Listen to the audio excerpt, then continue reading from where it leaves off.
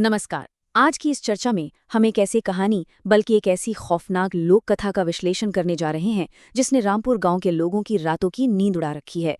ये कोई मामूली डरावनी कहानी नहीं है। हमारे सोर्सेज के मुताबिक ये खौफ, गहरे रहस्य और बदले की एक ऐसी रोंगटे खड़े कर देने वाली किंवदंती है जो एक आम सी दिखने वाली सड़क के इर्द गिर्द घूमती है। तो बिना देर किए चलिए सीधे इस खौफनाक सफर पर निकलते हैं और देखते हैं कि इस श्राप के पीछे का असली राज आखिर है क्या। अब सबसे पहला और बड़ा सवाल जो दिमाग में आता है, क्या कोई शांत और सुनसान सी सड़क कोई जानलेवा राज छुपा सकती है? जो लोग रामपुर की इस कहानी को जानते हैं वो इस बात को लेकर बिल्कुल पक्के हैं कि जो भी इंसान रात ढलने के बाद उस रास्ते से अकेला गुजरा है वो कभी पहले जैसा वापस नहीं लौटा। आखिर क्यों? क्या ये सिर्फ दिमाग का कोई वहम है या फिर उस सड़क के अंधेरे डामर में कोई ऐसा डरावना सच दफन है जो सिर्फ रात के सन्नाटे में जागता है? यही वो सस्पेंस है जो इस पूरे रहस्य को इतना दिलचस्प बनाता है। जरा उस माहौल की कल्पना कीजिए। रात का वक्त, ठंडी ठंडी हवाएं चल रही हैं, आसमान में काले बादल ऐसे छाए हैं कि चांद की रोशनी भी छुप छुप जा रही है, और सड़क के दोनों तरफ एक बेहद घना जंगल जहां की सन्नाटे को चीरती हुई कुछ अजीब सी आवाजें आती हैं। मतलब ये कोई नॉर्मल जगह नहीं है। ये खौफनाक माहौल खुद इस कहानी का एक जीता जागता किरदार बन जाता है। और यही वजह है कि वहां के लोगों का ये पक्का विश्वास है कि अगर कोई इस सन्नाटे में अकेला निकला तो उसका सामना किसी न किसी अनजान और भयानक शक्ति से होना तय है। खैर, इसी खौफनाक माहौल में एंट्री होती है हमारे 3 किरदारों की, विक्रम, अजय और सोनू। अब मजे की बात देखिए, इन तीनों का स्वभाव एक दूसरे से बिल्कुल अलग है। विक्रम बहुत डरा हुआ और सतर्क है, उसे हर परछाई में भूत नजर आता है। वहीं अजय, वो एकदम घमंडी और संशयवादी किस्म का इंसान है। उसका तो ये तक मजाक था कि अगर भूत मिला तो वो उससे कोई काम धंधा करवाएगा। और सोनू, वो बस एक खामोश साथी की तरह उनके साथ चल रहा है। लेकिन अजय का ये सारा घमंड ना पल भर में चकनाचूर हो जाता है, क्योंकि अचानक सड़क के ठीक बीचों बीच सफेद कपड़ों में एक औरत खड़ी दिखती है। उसका आधा चेहरा सड़ा हुआ था और आंखें पूरी तरह से काली थीं। सोचिए क्या हालत हुई होगी उनकी। और फिर वो रहस्यमयी शक्ति कुछ ऐसा कहती है जो सच में किसी के भी रोंगटे खड़े कर दे। बहुत देर कर दी तुमने आने में। मतलब सोच रहे हैं आप, ये कोई आम डरावना पल नहीं था। इस एक वाक्य का सीधा सा मतलब था कि वो उनका बाकायदा इंतजार कर रही थी। इस एक लाइन ने अजय के उस सारे झूठे आत्मविश्वास की धज्जियां उड़ा दी। हालत ये हुई कि तीनों दोस्त उस गूंजती हुई भयानक हंसी को पीछे छोड़कर अपनी जान बचाने के लिए वहां से उल्टे पैर भागे। अब अगर आपको लग रहा है कि ये सिर्फ एक रात का कोई डरावना वाकया था और बात वहीं खत्म हो गई, तो आप बिल्कुल गलत हैं। बल्कि यहाँ से तो खौफ का एक ऐसा सिलसिला शुरू होता है जो हर रात के साथ और भी ज्यादा हिंसक और खतरनाक होता चला जाता है। जरा इस टाइमलाइन को देखिए। पहली रात को सिर्फ एक खौफनाक झलक मिलती है। फिर दूसरी रात अजय पर सीधा और जानलेवा हमला होता है। तीसरी रात को एक नया किरदार काव्या रोते हुए अपना कोई भयानक जुर्म कबूल करती है। और चौथी रात तक आते आते मुख्य दोषी रोहित का बेहद दर्दनाक अंत हो जाता है। ये एकदम से बढ़ता हुआ एक बहुत ही सिस्टमैटिक खौफ है। चलिए इस सिलसिले की दूसरी रात पर थोड़ी गहराई से बात करते हैं। अजय, जो अब भी शायद अपनी जिद पर अड़ा था और ये साबित करना चाहता था कि ये सब सिर्फ एक वहम है, वो रात को अकेला उसी सड़क पर वापस जाता है। लेकिन इस बार कोई मजाक नहीं होता। वो रहस्यमयी औरत बिल्कुल उसके चेहरे के पास आकर फुसफुसाती है, तुम सबने किया है। और अगली सुबह अजय उसी सड़क के किनारे बेहोश पड़ा मिलता है और उसकी कलाइयों पर बहुत गहरे कटने के निशान होते हैं। ये कोई छोटी मोटी बात नहीं थी। ये इस बात का पक्का सबूत था कि वो खतरा सिर्फ दिमागी नहीं है, वो शक्ति शारीरिक तौर पर भी चीर-फाड़ कर सकती है। ये एक बहुत ही साफ और खतरनाक चेतावनी थी। जब हालात इस कदर बेकाबू होने लगते हैं तो विक्रम फाइनली एक बाबा को बुलाने का फैसला करता है। और सच कहूं तो हमारी इस पूरी कथा का सबसे बड़ा टर्निंग पॉइंट यहीं आता है।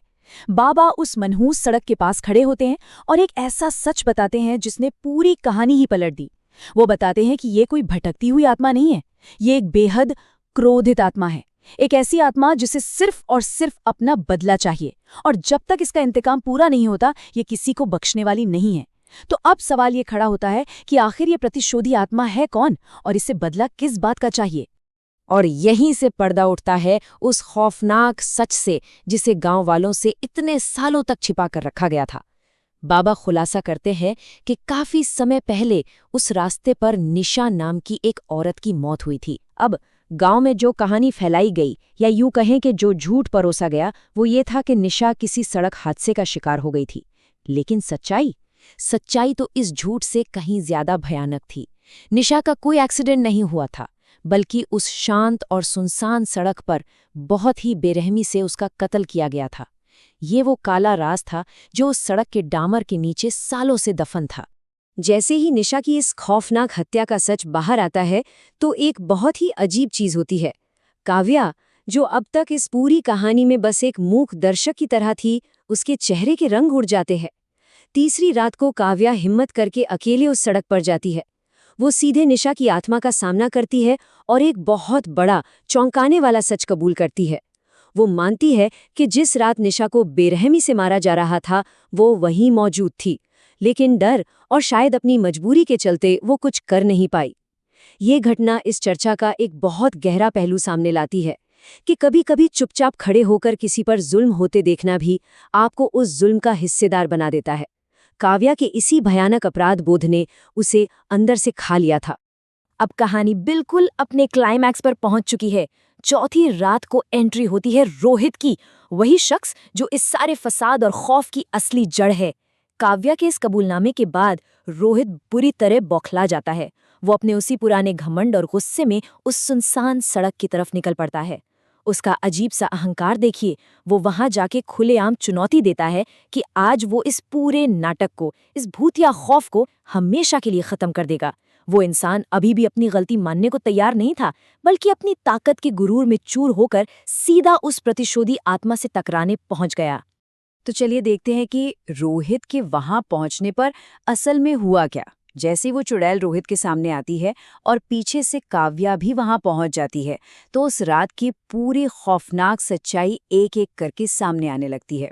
होता यूं है कि रोहित निशा को पाना चाहता था, लेकिन निशा ने उसके इस प्रस्ताव को बहुत ही सख्ती से ठुकरा दिया था। बस इसी बात को रोहित ने अपनी ईगो पर ले लिया और गुस्से में आकर उसी सुनसान सड़क पर निशा का बेरहमी से कत्ल कर दिया। लेकिन सबसे ज्यादा रोंगटे खड़े करने वाली बात क्या है पता है? रोहित को अपने किए पर रत्ती भर भी पछतावा नहीं था। वो बेशर्मी से चीख कर कहता है कि अगर मुझे मौका मिला तो मैं ये दोबारा करूंगा। ये लाइन उस इंसान के अंदर की चरम बुराई और नीचता को दर्शाती है। अब देखिए, जब किसी आत्मा के साथ इतना भयानक अन्याय हुआ हो और सामने ऐसा घमंडी कातिल खड़ा हो जिसे कोई पछतावा ही न हो, तो सोचिए उसका प्रतिशोध कितना खौफनाक होगा। चुड़ैल गरजते हुए कहती है, अब तेरा हिस्सा पूरा करने का समय आ गया है। और अगले ही पल रोहित हवा में उठने लगता है। उसका वो सारा का सारा घमंड एक झटके में हवा हो जाता है और वो बेतहाशा पागलों की तरह चिल्लाने लगता है, बचाओ बचाओ, कोई आके मुझे बचाओ। लेकिन जाहिर है वहां उस सन्नाटे में उसकी मदद करने वाला कोई नहीं था, और देखते ही देखते उसकी बेजान लाश धड़ाम से उसी सड़क के डामर पर गिरती है, बिल्कुल उसी जगह जहां उसने कभी निशा की जान ली थी। रोहित के इस खौफनाक अंत के बाद एक पल के लिए ऐसा लगता है कि चलो कहानी खत्म हो गई, इंसाफ मिल गया और शायद आत्मा को भी शांति मिल गई। काव्या वहीं जमीन पर गिरकर निशा से रो रो कर माफी मांगती है कि मुख्य कातिल को सजा मिल चुकी है।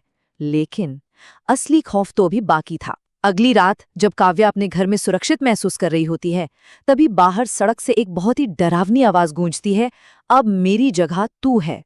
और जैसे ही काव्या सहम कर अपनी खिड़की से बाहर झांकती है, उसकी खुद की आंखें पल भर में पूरी तरह से काली हो जाती हैं। ये रोंगटे खड़े कर देने वाला ट्विस्ट साबित करता है कि अपराध बोध और श्राप का ये जो चक्र है ना, ये सिर्फ एक कातिल की मौत से खत्म नहीं होता, बल्कि ये तो एक नई और भी भयानक शुरुआत कर देता है। हमारे इन सोर्सेस से जो ये पूरी लोक कथा निकल कर आती है, वो सच में इंसान के जहन पर एक बहुत गहरा और खौफनाक प्रभाव छोड़ती है।